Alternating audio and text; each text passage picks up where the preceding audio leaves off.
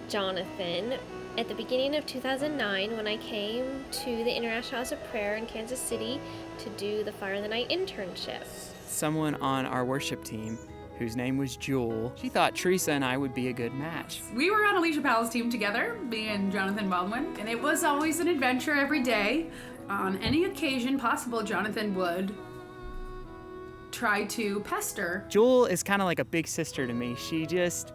She and I would just bother each other all the time. So I've known Jonathan for about 12 years now, and he came to do an internship at the House of Prayer called Fire in the Night, and a few years later he ended up on my worship team. So after a year or so of being on a worship team with Jonathan, I got to know him pretty well, that I felt like he might go very well with my friend Theresa, who was my intern.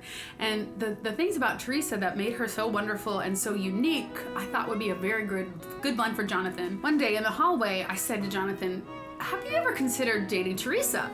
Because she's pretty great, and she's beautiful, and she's fun and smart. And I said, well, Theresa's just not my type. I don't think it would work out. Even though I had told Jewel that, after Theresa and I started dating, we found a picture from during her internship with a little bit of incriminating evidence.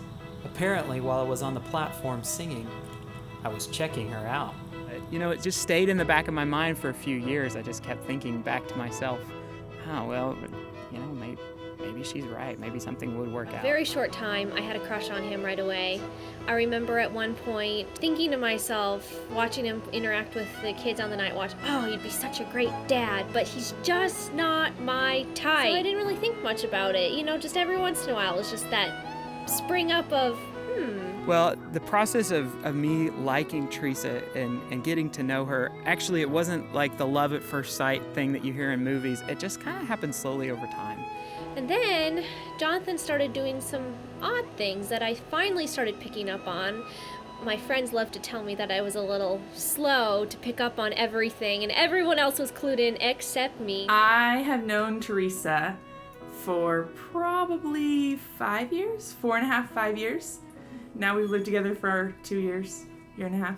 Okay, so there was a night where Jonathan and I had set up to have spaghetti dinner. And he looked at me and he goes, Paris, so I have something to tell you, and I need your thoughts on it, and I need you to be honest with me. I like Theresa. And I looked at him and I was like, well, that's okay, good. I'm glad you like Theresa. So what are you going to do with it? It was the summer of 2011 at the beginning.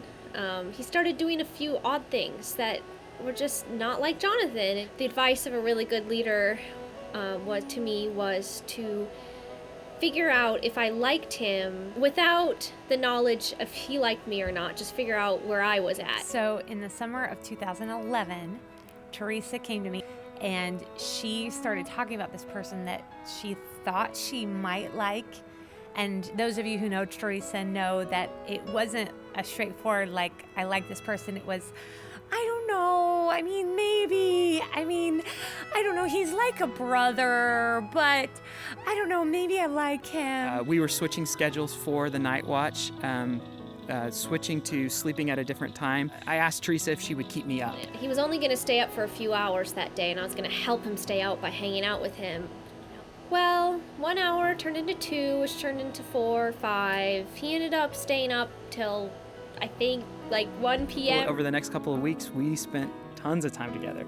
We were spending, just several days out of the week, together. And I was getting ready to head on a mission trip to Haiti for 2.5 months. We went on a hike, and I thought maybe he just hung out with a lot of different girls. I thought this was him because he's just Jonathan. Like, he's a great guy. He hangs out with people. So we went on this hike, and on the way home, he was avoiding saying something, and I knew it, so I was all squirmy in the car and, fidgety.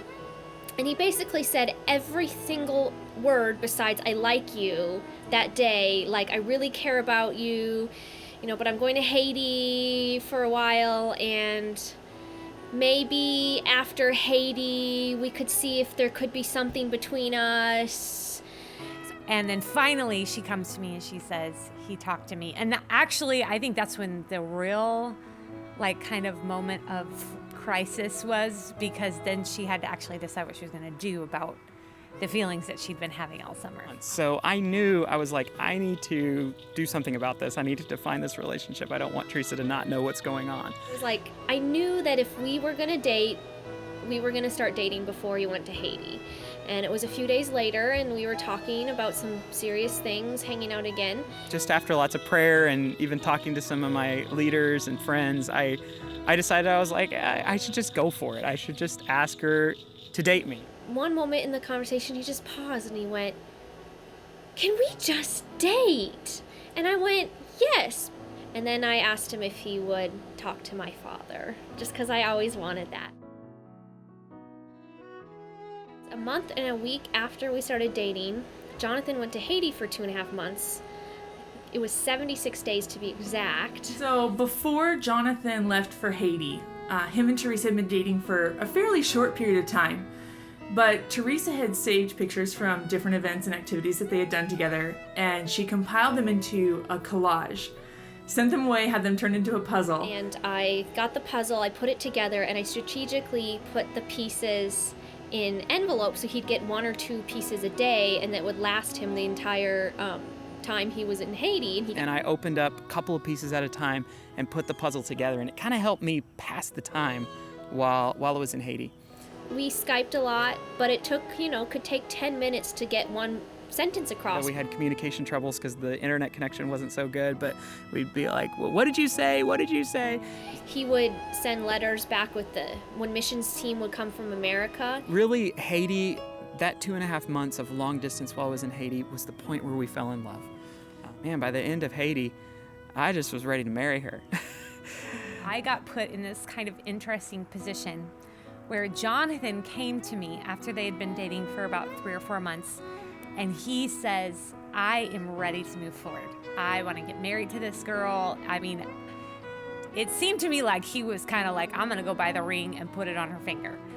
At the same time, Theresa comes to me and she says, "I'm not so sure that I'm ready to go to the next step." I had to look at Jonathan and go, "Jonathan, I think maybe you're moving a little too fast here, and probably not the best plan," which I think really squashed his dream of what his next year was going to look like. I decided I wanted to propose to her. And I asked one of her friends, for advice. I ended up talking to Jonathan some about how he should propose and suggesting to him that he should use a puzzle. So I was like, what better way for him to propose than the way that she had shown him so much affection in the beginning of their dating. I ended up deciding to kind of do something similar that she had done and have different times of our relationship. I took one picture of us and I put on the shirt, "Will you marry me?" But I knew I was going to have to take those pieces out. So I took the pieces out that said, "Will you marry me?" on them, and I gave her the puzzle in kind of makeshift bag with a picture printed out of the puzzle. For Valentine's Day, he gave me the puzzle.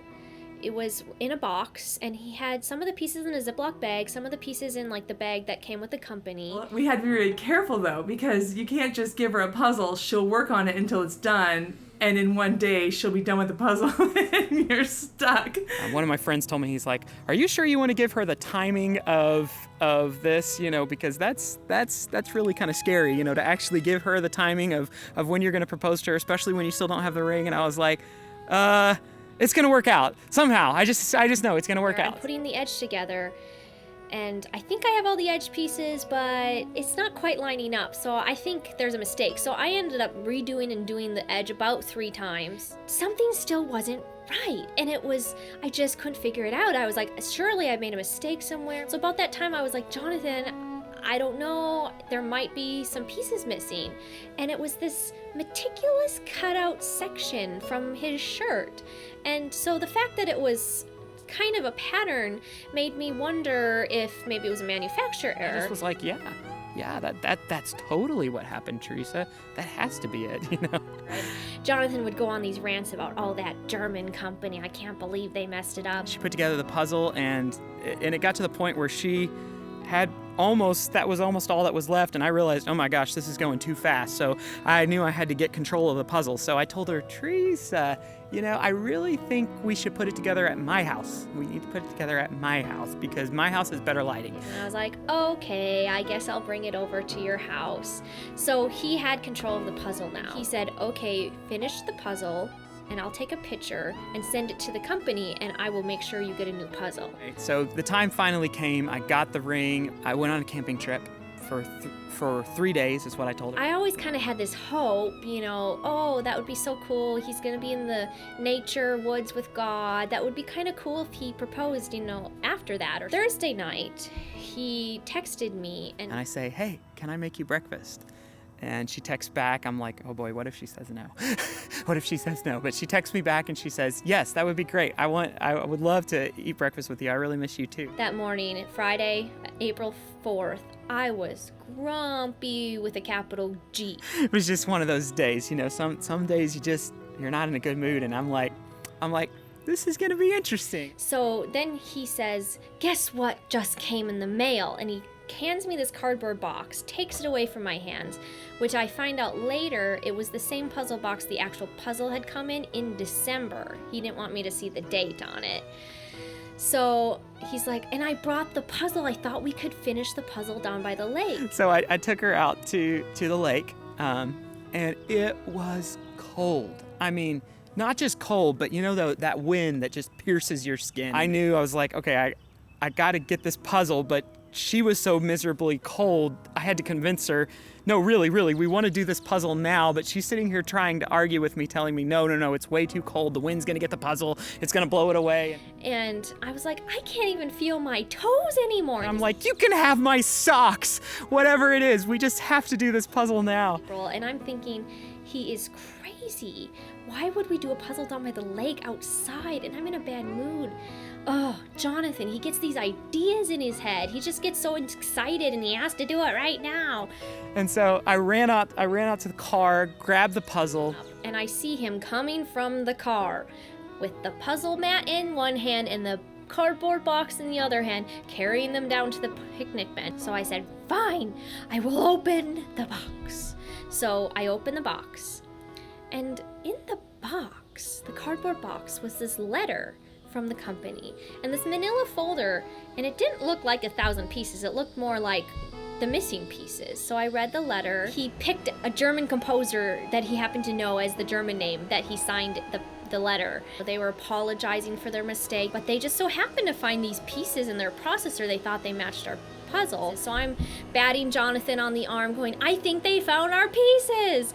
And he's totally playing along right away. He's digging in his backpack and he says, oh, I'm sure they aren't our pieces. Don't get your hopes up. Well, she takes it out of the box and inside are the pieces to the puzzle. And of course, it's the pieces that say, will you marry me on it? She pours them out and she sees the writing on it and she gets an idea of what's going on here, and we slowly started to put the pieces one at a time together.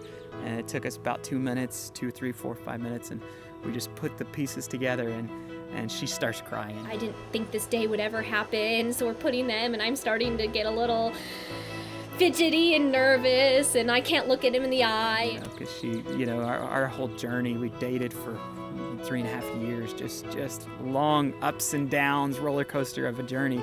And she's like, wow, is this finally happening? Are you really finally asking me to marry you? And she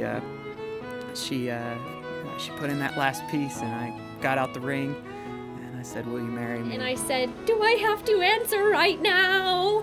And he says, yes, you need to answer. And I went, okay.